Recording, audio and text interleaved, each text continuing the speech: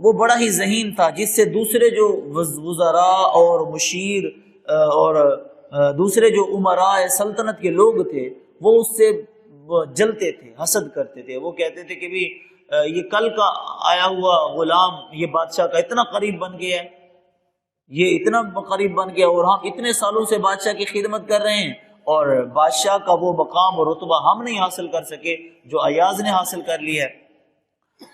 تو ایک دفعہ ایسے ہوا کہ بادشاہ نے جو ہے نا کہا کہ بھی جب لوگوں کے یہ تانے سنے ایاز کے بارے میں، تو بادشاہ نے کہا کہ بھی ایسے کرو، فروٹ منگوائے، کڑوے فروٹ، کڑوا سے کڑوا، اور سب کو جو ہے نا تقسیم کروا دیے، کہا کہ بھی یہ کھائیں۔ اس کے اندر ایاز بھی بیٹھا ہوا تھا، دوسرے وزیر بھی بیٹھے ہوئے تھے، مشیر بھی بیٹھے ہوئے تھے۔ کڑوے سے کڑوا جو پھل منگوایا وہ تقسیم کر دیا اور کہا کہ بھی آپ اس کو کھائیے۔ جس نے بھی کھایا اس نے جیسے ہی منہ کے قریب گیا، ذائقہ چکھا تو تھو تھو کر کے واپس لے آؤ گے، بادشاہ یہ تو بہت ہی کڑوا ہے۔ تو بادشاہ کی نظر ایاز پر پڑی تو وہ بڑے مزے لے لے کر کھا رہا تھا۔ بادشاہ نے کہا ایاز اور تو کسی نے نہیں کھایا، بلکہ اس موقع پر دوسرے لوگ بھی ایاز پر تنقید کر رہے تھے کہ دیکھو ایاز کتنا بے وقوف ہے، ہم تو سمجھدار ہیں، یہ کڑوا تھا ہم نے نہیں کھایا، لیکن کڑوا ہونے کے باوجود وہ کھا رہا ہے۔ دوسرے لوگ تنقید کر رہے تھے ایاز پر۔ تو بادشاہ نے پوچھا کہ ایاز دوسرے لوگوں نے تو نہیں کھایا، یہ سارے کہہ رہے ہیں کہ کڑوا ہے، تو آپ کیوں کھا رہے ہو؟ تو ایاز نے کہا کہ بادشاہ سلامت، آپ کے ہاتھوں سے ہم نے بہت ساری میٹھی نعمتیں کھائی ہیں، بڑے بڑے میٹھے پھل کھائے ہیں، آج اگر آپ نے ایک کڑوے پھل کھانے کا حکم دے دیا ہے تو میں انکار کیوں کروں؟ آپ کے ہاتھوں سے ہم نے اتنی ساری نعمتیں وصول کی ہیں، اتنے سارے آپ کے عطایا ہیں، آپ کے احسانات ہیں ہمارے اوپر، آج اگر آپ نے ایک کڑوا پھل کھانے کا کہہ دیا تو اب میں یہ کیوں انکار کر کے آپ کی ناقدری کیوں کروں، آپ کے حکم کی ناقدری کیوں کروں؟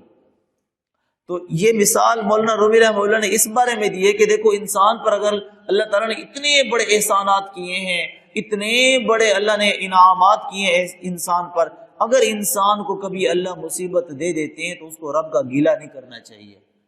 اس کو اس موقع پر، مصیبت کے موقع پر اس کو رب کے احسانات کو یاد کرنا چاہیے کہ اگر رب نے مجھ پر اتنے احسانات کیے ہیں، اگر اسی رب نے آج مجھے غم دے دیا ہے، اگر اس رب نے آج مجھے مصیبت دے دی ہے تو میں پھر بھی اللہ کی رضا پر راضی ہوں۔ اس نے کہا آپ کے اتنے احسانات ہیں، آج اگر آپ نے کڑوا پھل دے دیا ہے تو مجھے کوئی گلہ نہیں ہے آپ سے، کھا لیا۔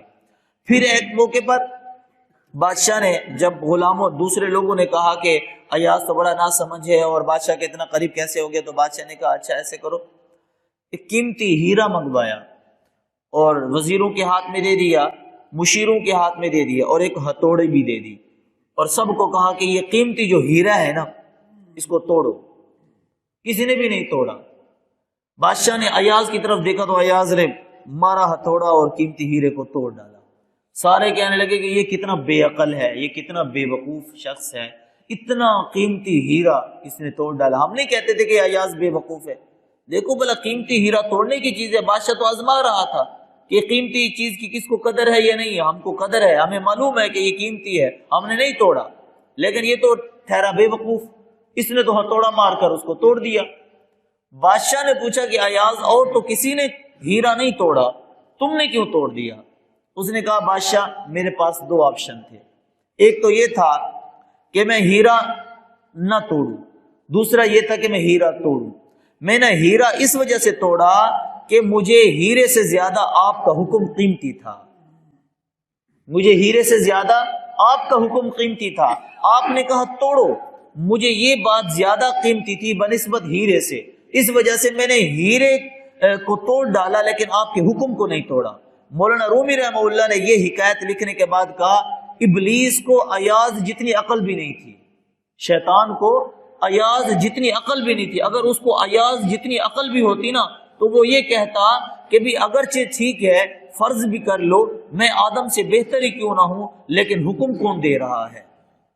یہ تو دیکھتا کہ حکم کس کا ہے،